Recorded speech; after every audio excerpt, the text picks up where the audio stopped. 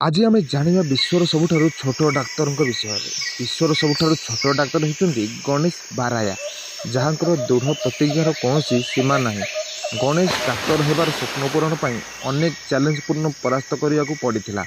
मात्र 3 foot 4 inch उच्चता विशिष्ट गणेश तांकर बामन आकृति जो अनेक प्रतिबंधकर सम्मुखीन होती। गुजरातर जड़े आदिवासी परिवार आसी डॉक्टर गणेश बाराया डाक्तरी रे इतिहास रखिछंती। जना जाए जे गणेश बाराया 72 शतकड़ा देह अक्षमता हो जाइछि।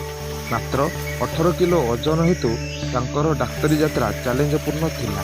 2018 मसीह बोर्ड रे 87% रखी एवं नीट रे 233 नंबर रखिया पर गुजरात सरकार तांको MBBS करने को अनुमति दे नथिले। एहा परे से तांको स्कूलर प्रधान शिक्षक साहाय्य नैथिले पर जिला कलेक्टर एवं राज्य शिक्षा मंत्री सहयोग नहीं एवं तापर गुजरात हाईकोर्ट रे द्वारस्थ होते। गुजरात हाईकोर्ट रे मामला हारिया पर से आशा हराई नथिले। से सुप्रीम कोर्ट को जाई 2018 रे मामला रुजु करथिले एवं 2018 रे ही मामला को जीतिथिले। 2019 रे से MBBS रे एडमिशन करथिले एवं MBBS रो समाप्ति पर से भावनगर रो सारटी हॉस्पिटल रे जणे इंटर्न भाव कार्य करुछंती।